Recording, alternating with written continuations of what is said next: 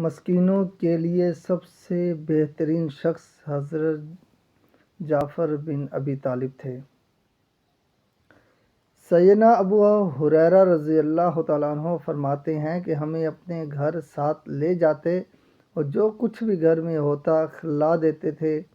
کبھی تو ایسا ہوتا کہ گھی کا ڈبہ نکال کر لاتے اور اس میں کچھ نہ ہوتا، ہم اسے پھاڑ کر اس میں جو کچھ لگا ہوتا چاٹ لیتے تھے۔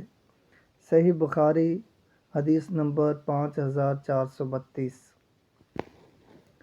بہت سے لوگ صرف اس وجہ سے کسی کو کھانا کھلانے جیسی نیکی سے باز رہتے ہیں کہ ان کے ہاں مہمان کو کھلانے کے لیے کچھ خاص موجود نہیں ہوتا، یا وہ گھر بنی معمولی چیز کو پیش کرنا معیوب سمجھتے ہیں، جبکہ سیدنا ابو ہریرہ رضی اللہ تعالیٰ عنہ سیدنا جعفر بن ابی طالب کو بہترین شخص ذکر کرتے ہوئے فرماتے ہیں کہ آپ جو کچھ بھی ہوتا مسکینوں کے سامنے پیش کر دیتے، حتیٰ کہ نہ ہونے کے برابر چیز بھی آپ ان سے نہ چھپاتے تھے۔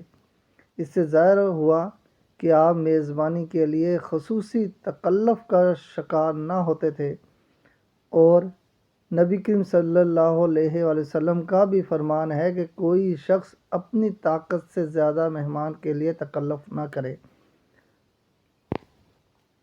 مہمان کو بھی چاہیے کہ میزبان کے ہاں جو کچھ بآسانی میسر ہو پہنچ کر کھا پی لے۔ اگر ساتھ یہ ہوتا یا وہ ہوتا تو مزہ آ جاتا کہہ کر میزبان کو شرمندہ نہ کریں، یا اس کے حالات کو نظر انداز کرتے ہوئے کسی خاص کھانے کی تیاری سے متعلق یوں اصرار نہ کرے کہ وہ اسے خود پر لازم سمجھتے ہوئے مشکل میں پڑ جائے۔